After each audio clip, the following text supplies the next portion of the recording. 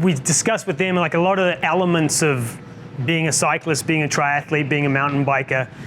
Predominantly all we do is ride our bikes. We just work on building the engine to make the bike go faster. And so it's always been a big part of my philosophy is that we just need to build, we just can't work in this completely linear environment, which everybody does, riding their bike and running and swimming, that we need to build a more functional athlete. And when we look at triathlon, road cycling, running, pretty high level of injury, and the injury tends to be more repetitive, so it's more of a chronic injury than a traumatic injury. And in my philosophy, the way we stop that is we just make stronger athletes.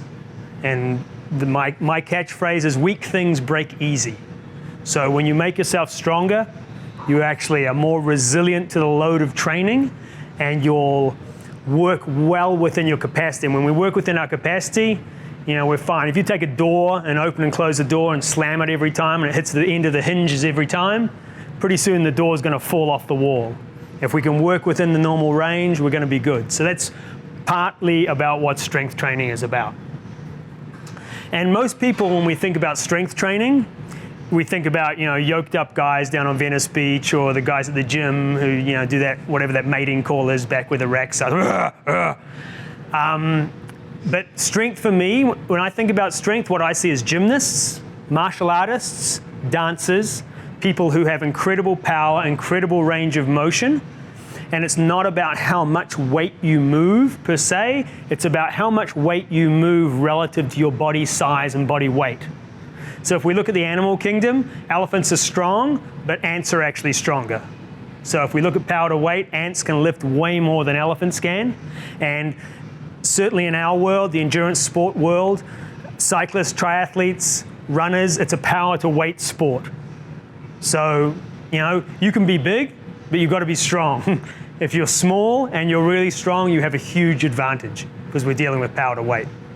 When we start to sort of look at what strength is, it's different things to different people. Like, how can we build strength? We can build muscular strength by being on the bike and running, but to actually we can build muscular endurance that way, but to build muscular strength, we've got to get out of our shoes, get off our bikes, pick up heavy things and put them back down again.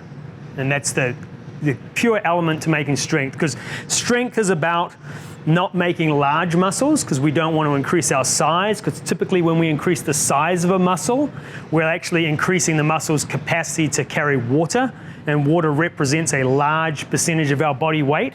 So we actually want to create a muscle which has more contractile force. So when you're training, the two elements which we're losing the fastest, it makes the most sense to train those the most, because all of us going the distance is probably not our issue. Okay, we have endurance. The human species has shown endurance because we've traveled from one side of continents to the other, and all we have to do is keep putting food and water in our mouth. In the sports world, or the endurance sport world, it's not so much about completing the distance, it's about how fast you want to complete the distance. So it's really about how much force you can apply, because the more force you apply, the faster you will go.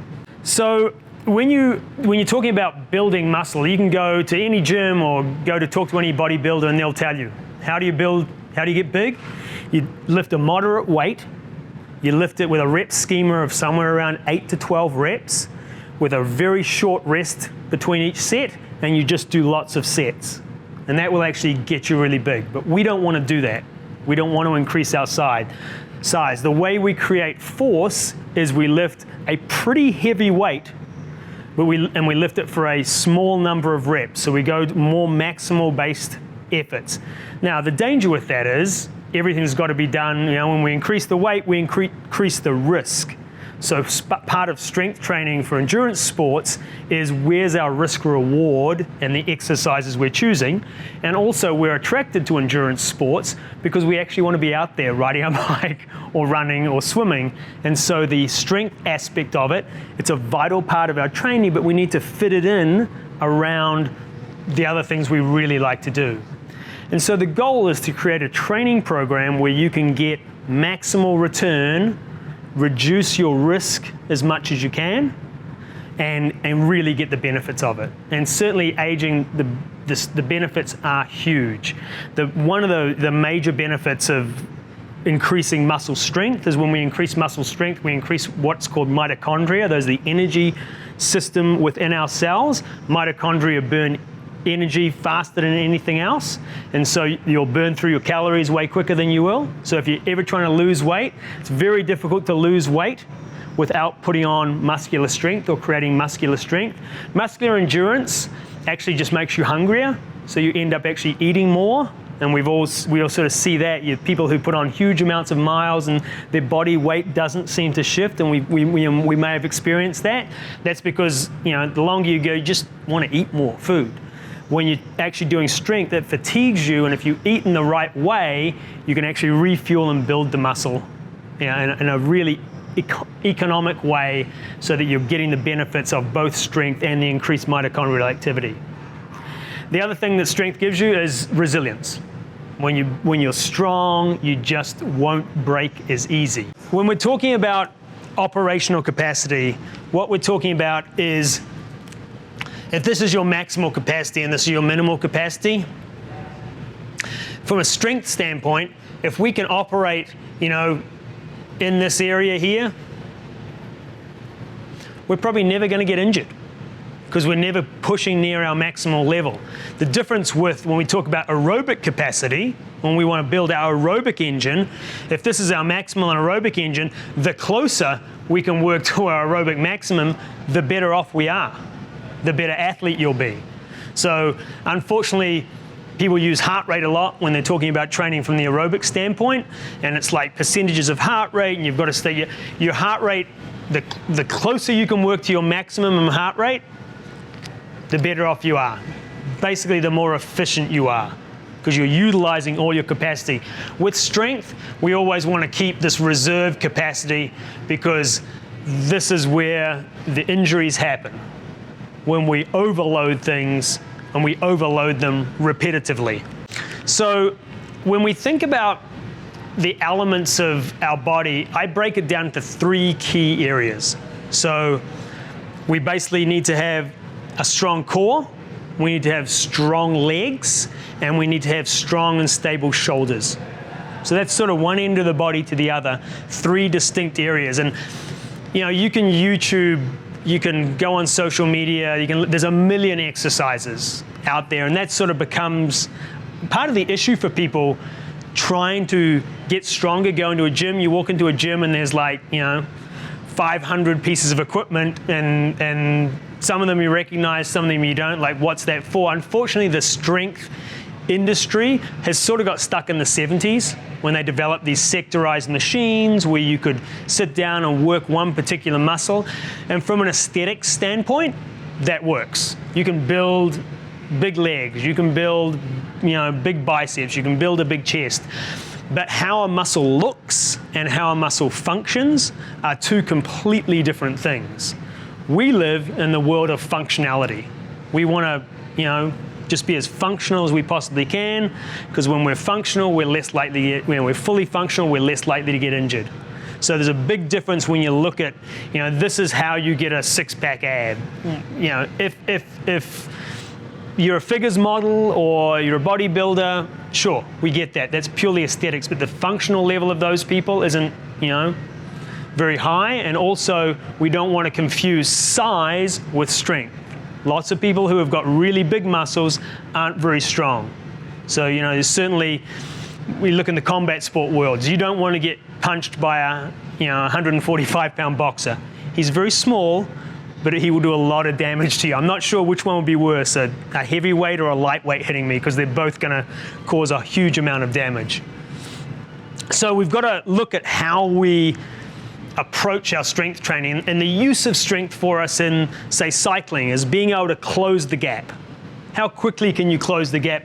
Because we know, certainly in cycling with the draft, if you can just close that gap before the top of the hill, you'll be okay. If you can just get back into the draft, you'll be okay. With running, it's a little bit different because we don't have the aerodynamic, you know, issues we deal with in running. But in running, it's about accelerating and decelerating. And we don't sort of deal with that a lot in the pure running world, because running coming from track and field is in a circle. They don't actually do any acceleration, well, they don't really do any deceleration till the end. They accelerate heavily at the start, and then they don't decelerate to the end. When we're talking about endurance sports, marathon running, triathlon, etc., the run involves a lot of acceleration and deceleration. Anytime you change direction, anytime you go around a corner, there's a velocity change. And the strength requirement to do that is what actually fatigues you. So if you take a local example for here is the run courses at Ironman in Arizona.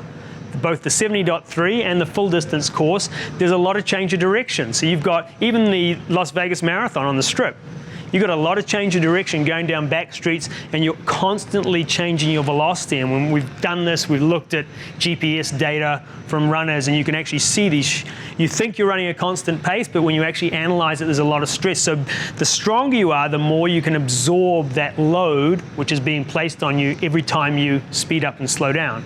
Also in running, it's about getting over that hill faster, or in swimming, it's about swimming to a lesser extent, but it's about being strong enough not to fatigue your body in general, because it's a different type of strength than swimming, because of all the three sports, swimming is the most technical. And it's the one most people struggle with, and it's an environment not a lot of people are comfortable with. But from a technical element, swimming is the most technical, running is the next, and cycling is the least technical of all the sports. And that's partly why most people, tend to be okay on the bike, but they struggle running and swimming. So let's think about, we'll start with the middle, the core, right? So the question I always ask people is, what is the core? And what's the function of the core? So the core is, the main function of the core is to stabilize the pelvis. So our pelvis is the foundation of every movement we make. Our torso leverages off it, our legs hang below it and have to function. So if I was to ask you, can you name the muscles of the core? So the core is a really interesting term. It gets thrown out there. Everybody's like, oh, this is a great core workout. I'm going to do my core workout, or this is an excellent core exercise. But when we think about the core and its basic function, we have to think about the muscles, which, if the job is to stabilize the core, what muscles are used in stabilizing the core? And the instant ones we think about is rectus abdominis, the six-pack down the front. We think about the transverse muscles, which cover our rotation. But any muscle that attaches to the core, to the pelvis, or interacts with the pelvis, is part of the core. So if we start to look at the muscles, everything in the lower leg here, down to the knee, that all attaches to the pelvis. There's one muscle which attaches off the femur and actually laces through the pelvis. Doesn't actually attach to the pelvis, but it does interact with it. We're going to throw that in with the core. In the back, we've got all the muscles down the edges of the spine. We've got the lats coming off the shoulders. They come down, they interact with the lumbar spine, which is part of the pelvis. So basically everything from here to here has got to be considered the core. And when we talk about human movement, when one thing moves, everything moves. So it's really important to consider what we're trying to get the core to do and how we're going to train it. The other thing we'll ask is, what is the function of the core?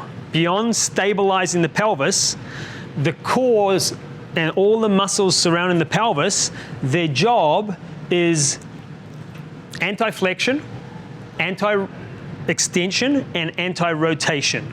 So our muscles which are connected to the pelvis are there to stop us from doing this,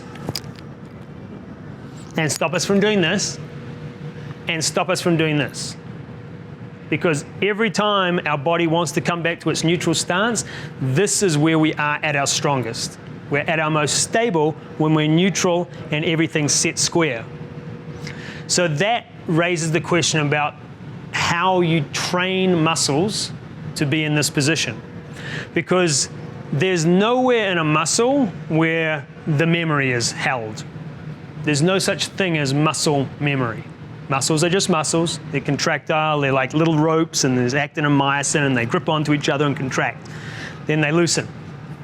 When we talk about the term of muscle memory, what we're really talking about is a motor pattern that is learned by the brain. So the brain sends an electrical impulse, it goes down the axon, the muscle innervates, shortened explanation, and it becomes a repetitive pattern. The more times we do a pattern, the brain insulates that pattern for memory because it wants to commit it to memory in the motor patterns. So next time it's asked to move in that way, it can do it seamlessly without as much thought process. And that's sort of the below conscious thought movements. We talk about autonomic movements, below conscious thought.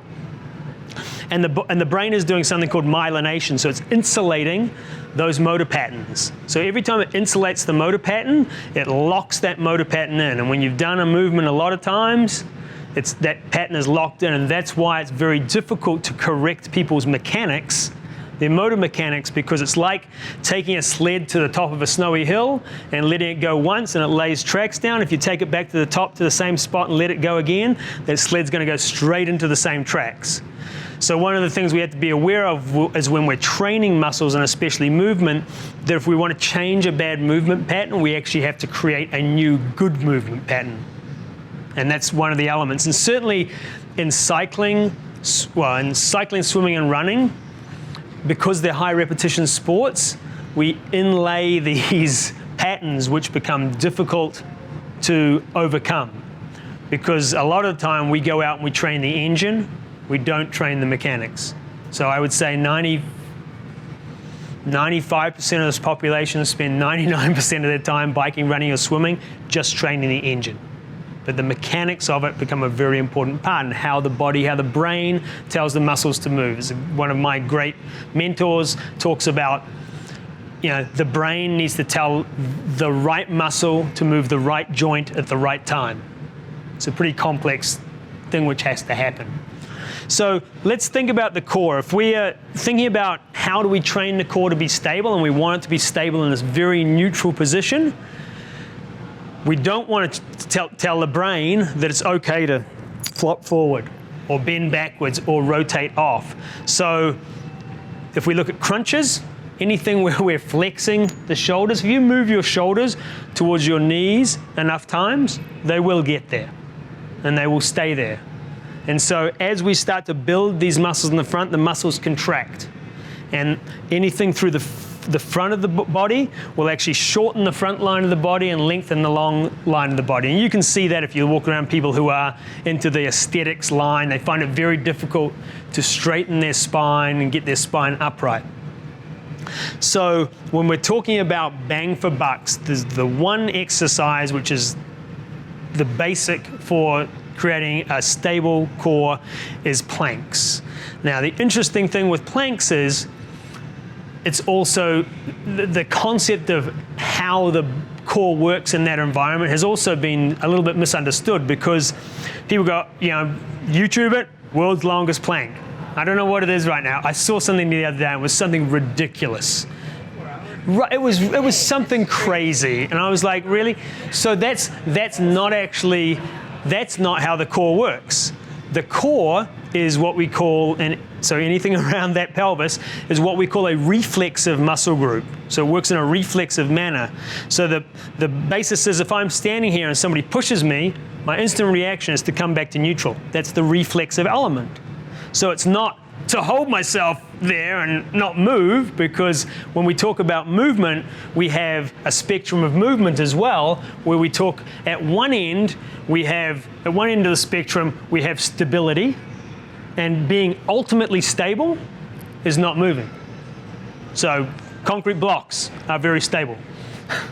At the other end of the spectrum is mobility, and we run this whole gamut. And so, the ultimate in mobility is liquid or jello or whatever. We don't want to be jello, and we don't want to be concrete blocks. So we need to operate somewhere in the middle, and our muscles need to be able to do that easily. So being under tension is not the right way to move something. So when we think about core, people are like, I can do a 4-minute plank, I can do a 6-minute plank, I can whatever. we actually need to train the core and planks to be reflexive in that small, short time frames of switching the muscles on, switching the muscles off. Because when we resist force, be it landing in running or pushing off our pedal in cycling, there's a moment where we have to resist. Because certainly when you're running, the ground's not moving out of your way. When you're cycling, the crank is not going to bend. Any force, you could have incredibly strong legs, and if you put that force into the crank's not going to bend. Your leg's so strong, the weakest link in the chain is going to move out of the way. So if you're unable to stabilize your core correctly at that moment in time, then your pelvis will just flex off. And that's true both in running and cycling. You can easily see that. We shoot slow motion video of people, we can see the pelvis start to rock on people as they fatigue, and their fatigue is actually not coming out of their legs. Their fatigue is starting here around the pelvis, but then when your pelvis starts to fatigue, your legs have to do more and more work. And so, that's why when you look at, say, a 100-meter runner, 100-meter runners have perfect form. Really good 100s, 200s, 400s. In track and field, we even now consider the 1500 through 3000 a sprint event because they're just going so fast. And the mechanics are great. But strength and mechanics dictate, the longer you can hold it together, the more efficient you become. When your mechanics start to go offline, then your strength has to kick in and you fatigue faster. So thinking about how we stabilize that pelvis around the body. So the core is a very interesting exercise in that, I'm going to pull this out, in that if I ask someone to do a core, we live upright. So our first approach to doing a core, and worked with people for a long time, is everybody will go down into their plank, and here's my starting point on the plank. Now I approach that from the top down. When we're trying to stabilize and arrange our spine and arrange our body, when we're sitting up for a plank, we need to start from the ground up. We need to build the foundation on the ground first when we're not under any load, and then bring ourselves into a plank.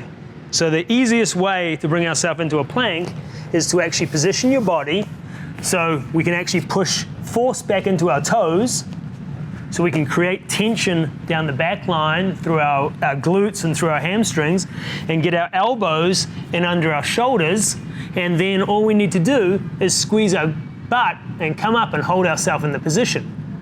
Now, to really replicate the function of the core when we're doing a plank, the easiest way to do is just very, very short cycles. So 5 seconds, 10 seconds, up, relax, up, relax, up, relax. You will find that enough reps of that will fatigue you way more and give you way better carryover of how the muscle's working to creating a stable core. What do you mean by enough reps of that, though? So it sort of drops into the question of how much weight, right? How much is enough weight? So you want to be challenged, but you don't want to be a risk-reward equation. You want to be to a situation where you understand the mechanic and how much load is going on your body, and push yourself to a reasonable limit. We don't get any better by not pushing ourselves closer to our functional capacity. You want to be a little fatigued by it? Yeah, you want to be fatigued. It shouldn't be easy, but you want to get, typically we'll say when your form breaks, that's it. Yeah. That's when you stop. Or that's when you rest and extend. The issue is it's so individual for each person, and this is where we fall into this scenario, and especially with women, they make these nice little pink weights because women should only lift small weights. Well, I know plenty of women who lift lots of big weights, and it's that's just such a marketing industry issue that, if anything, women should be lifting more weight than men should, especially women who are pre or going through menopause, because that's actually the biggest danger women are at for bone density issues. Plus the added bonus of when you actually build muscle in entering menopause and going through menopause and going out of menopause, the way the body processes calories completely changes as well. And so having high mitochondrial density actually helps change that process as well, or keep that, process under control a little bit more. That's a whole nother discussion of, we can go down that road on another day. But bone density is a big issue. And cycling and swimming are not weight bearing. So our bones actually create density from being loaded. So that's why you certainly see it in the pro cycling realm.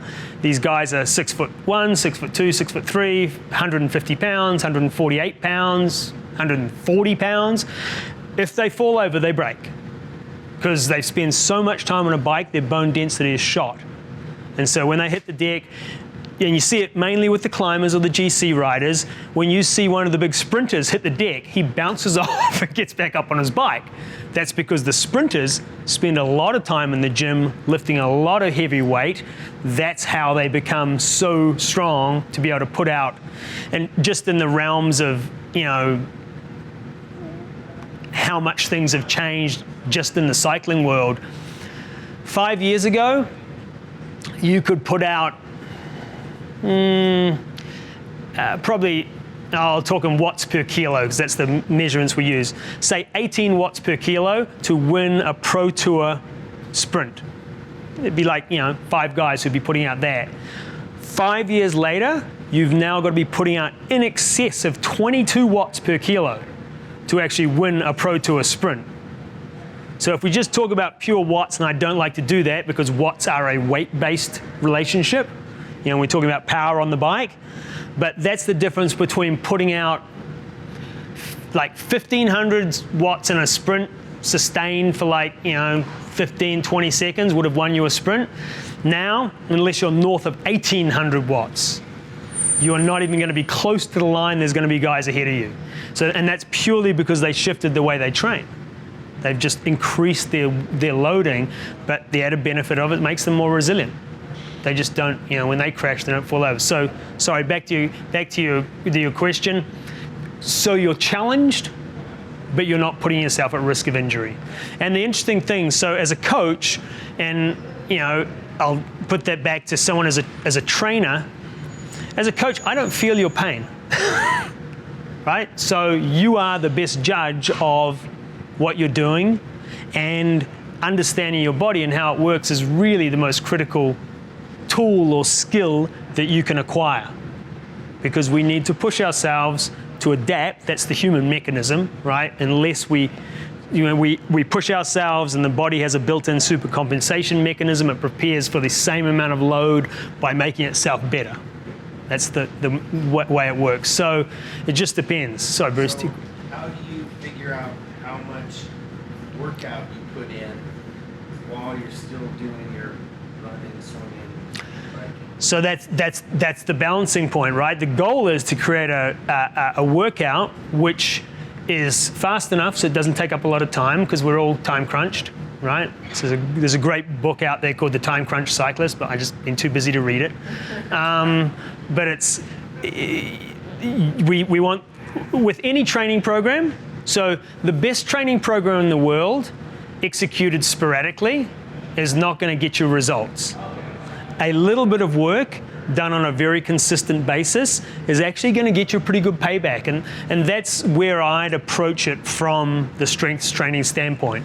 We want to do a little bit of strength on a regular basis, and that will actually benefit you. So, and we're sort of jumping ahead a little bit here, but you should be able to get your strength training in 30 minutes at the most. We should be able to create a workout where you do 3 times a week. right. So 30 minutes 3 times a week would be great. 30 minutes once a week, if you're not doing anything, is better than nothing, right? So we want to, and there's no question that if you did, depending on what your capacity to recover is, if you did 30 minutes 4 times a week, you're probably going to get better gains. But that sort of gets into the discussion of program design. And program design is like, and I sort of talk about program design and how we choose exercises for people like cooking. Like, I love to cook. I think I'm an okay cook. I've got lots of cookbooks by top chefs from the Strip, and my dishes never taste like theirs when I go to their restaurant. Even though I'm using all the ingredients they told me to use in the exact same measures they told me to use it in. I get close, but so program design is that sort of nebulous sort of, that's an experience-based thing with a coach and stuff like that. But you know, you're going to get, some is better than none. So. I mean, are you getting? So here's where I struggle, because I enjoy the weight training aspect, but I'm sore, and then that is negatively impacting your ability to go out and work. Yeah, because the number one goal is the triathlon. Sure. And literally all I've been doing is swim, bike, run now, because every time I try and integrate the strength, it's like I take 10 steps back. Yeah, so part of the issue is we're completely in a linear sports, right? So when we start to shift weight, even though we're moving in linear patterns for a lot of loaded exercise, there's just so much going on because we're requiring the body to really stabilize itself, and we're under excessive load. Like when we're running, there's no constraint to you running down the road. But if we videoed you or put a micro, we use accelerometers, and we watch how much you shift, we can easily see the asymmetries, and nobody runs in a straight line. Very few people run in a straight line. Cycling is the same in that everybody is asymmetrical in our movement patterns. A bicycle is perfectly symmetrical about its center line. The pedals are equally distant, the hand grips are equally distant. So if you're asymmetrical and I put you on a symmetrical device, you are going to manifest that asymmetry somewhere. It's magnified on a bike. We don't notice it in the swim and run as much. When we go into strength training, the loading initially challenges you so much that becomes the issue. Yeah. So it becomes down to exercise choice. So Impacts our recovery. correct. Then you're like getting weaker I instead feel, of I feel like it's hurting more than helping, and so like, how do I finally work it in so that I feel like it's helping? So it's a play the long game scenario. So you need to play the long game. Stuff needs to be scaled back. Less is more in this initial phases. And certainly as we age, we also lose our ability to recover. So I wish that more masters athletes, and especially masters triathletes, would go after their recovery as much as they go after their training. So recovery, for a masters athlete, recovery is something you have to chase down. You really have to chase it down because it's just so important to you. We don't lose our ability to perform as we age, even though a lot of research would tell you we do. I think intrinsically we lose motivation. We know how much it hurts, and we tend to shy away from that. We tend to back out of it. And two, we have these physiological traits that we're losing at a much, much higher rate. And so it's why we don't see a lot of 18, 19, 20-year-olds running marathons. Because you're just like, whoa, I don't want to do that. But as we age, we're just like, I can go all day, right? I just can't go very fast all day. So it's that balance of finding that. I think the movement stuff initially was strength, and this is the issue with strength, is I think a lot of people think strength, I'm going to put wagon wheels on the bar and crack 300 pounds off the deck. No, strength might just be moving your own body weight through ranges of motion initially until your soft tissue gets used to those ranges. And that's part of the issue, is soft tissue. We like to be in these linear patterns all the time. When we move out of those linear patterns with soft tissue, we create micro damage. And there's the issues. And it's not so much delayed muscle onset soreness. It's more of the soft tissue trauma we're creating because our soft tissue has put us in train tracks basically, and we don't like to move out of that. So initially, strength training for a lot of people is body weight. And there's a lot of benefit to body weight. We talk about, are dancers strong? Yeah. They don't do strength, they don't do weightlifting. They do a lot of body weight work. They do a lot of movement. So that's sort of the, I won't say our gymnasts, because gymnasts do a ton of weightlifting as well. But it's just, how you approach it, and everything's got to be scalable. And I think you've got to be your own guide in that scenario. And what I like to do with people is, if you just do the basics, those 3 exercises, well, we're going to get to 3 exercises, the 3 I'm going to show you, that's your starting point. because it's got to be low-hanging fruit, low risk reward, and when then you start to progress, because one of the interesting things that, and it's more driven by the fitness industry and fitness trainers, is they actually get bored with exercises because they do it, let's say you're a fitness trainer at the gym, right? You've got like 6 personal training clients and you see there's 6 clients each day. So by the end of the day, you've done the same exercise how many times? And by Friday, I hate this exercise, I'm going to find another exercise. Whereas your clients have actually only done the exercise, if you've got an alternating pattern, even if it's a 2-day program, and they come and see you twice a week, they've only done the exercise 4 times in a month. So everybody else gets bored, whereas the client actually, and to some level, strength training does need to be repetitive. It does need to be the same things over and over again. And I like to say, if something's worth doing, we should do it every day. Kind of like brushing our teeth. It's not, it's pretty boring, but we need to do it. We probably need to do it more than once a day. And floss, right? Nobody flosses.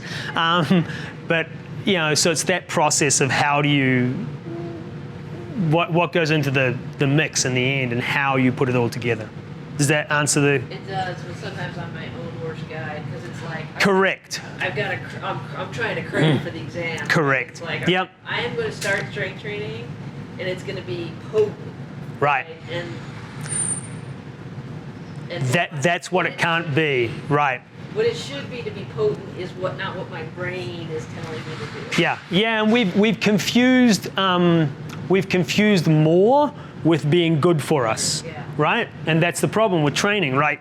And as a coach, I get that all the time. Like, I'll write a program for somebody, and it's like, example, 60-year-old triathlete and 70.3 competitor. He doesn't need to spend more than 2.5 hours on the bike, right? He's a 70.3, he's a podium guy. He's going quick. Yeah. So, we'll never prescribe more than that, because the benefit you get from doing more than that, like the benefit you get from doing 100-kilometer rides, ends at about having done 3 or 4 of them. Beyond that, there's no real physical benefit to them. I have to make sure I can do 100 miles, or 100 kilometers, or whatever it is. But, I constantly get, as a 2.5-hour ride scheduled. Oh, I did 4 hours. I'm like, okay, well, you just actually put the training program backwards, because the recovery aspect of those 4 hours for a 60-year-old is dramatic. Unfortunately, we all still live in our 22-year-old brains, and we're just like, I used to knock these things out, no problems at all, and we just don't anymore. And even, it's ironic, even the 22-year-olds, they think they can, but they can't either. Sports science has progressed hugely since then. So when we look at the core, the plank, starting from the ground up is always the key, not starting from, because I think the latest world record plank video I saw looked something like this. This is not a plank, right? If the spine is not neutral from one end to the other, and certainly when I'm teaching people how to organize their spine, we're going to use a dowel down their spine to make sure that everything is in a straight line. And one of the biggest things being your cervical extension. So the spine broken into 3 areas, the lumbar spine, the thoracic spine in the middle, and then the cervical spine up here on your neck. How we move our cervical spine completely affects how the rest of our body moves. So we need to, align everything in a straight line. And when we talk about neutral spine, it's in that point when I have 3 points of contact and I have the back of my head, my shoulder blades, and my tailbone all aligned, my spine is neutral in this position. But as soon as I do this, see how much the pole changes. So as soon as my spine comes out of neutral, I can't bear the loads through my spine that I can when it is in a neutral position. When we stack our spine correctly, or what we call organize our spine, we can actually bear better load. And the load is distributed. Now, the great thing is, humans, we are task-driven. It's all about our brain controlling everything, and our brain is just about getting the job done, because if our brain was really smart, it wouldn't let us get injured. Every time we did something, your brain would go, oh, I wouldn't do it if I was you. but it doesn't. It's like, oh, just pick that thing up off the ground, and you throw your back out. And you're just like, the brain goes, yeah, I should have told you, but what the hey? Yeah, exactly. I'm just going to reach. Or my classic one with women is when you put your handbag in the back seat, right, and you turn around to pick your handbag off the back seat, and you don't forget that your handbag actually weighs about 35 pounds, and you tear a rotator cuff. It's just like, oops. But it's that position, right? We are just about getting the job done. So, and that becomes the mechanism of injury more often than not. So it's about being very, and certainly when it comes to placing external load on somebody, you have to be even, So low-hanging fruit, risk-reward is always going to be, and even like, it's funny, I've got an Olympic caliber athlete right now, and she'll be an Olympian for the US in Tokyo, and other people see her train, and they're like, they see her strength training, and they're like, is that all you do? And she's like, yeah, it's all my coach tells me to do. And they're like, but it's just really simple and basic. And she's like, yeah, I don't know, it's all I do. She's ranked ninth in the world right now, so it's like, okay, just have to do the basics. And so it doesn't have to be, we've confused difficult with being good for us. Yeah. And we're not all in, and even if you look at something like Cirque du Soleil, the Cirque du Soleil performers, they are on the knife edge all the time. And I have had some insight with Cirque and worked with a lot of Cirque people. I won't name the show, but one particular show at any given time has 50 plus performers on the DL. Really? 50 out of an entire cast. Because what they're doing is not normal. Doing what they do is, a gold medal Olympic performance 7 times a week over 4 days. With, no recovery and whatever. So it's a different world, we sort of see that as, I want to, American Ninja Warrior. But it's not how we do. And can you do that? Yeah, but difficult is not normally good for us.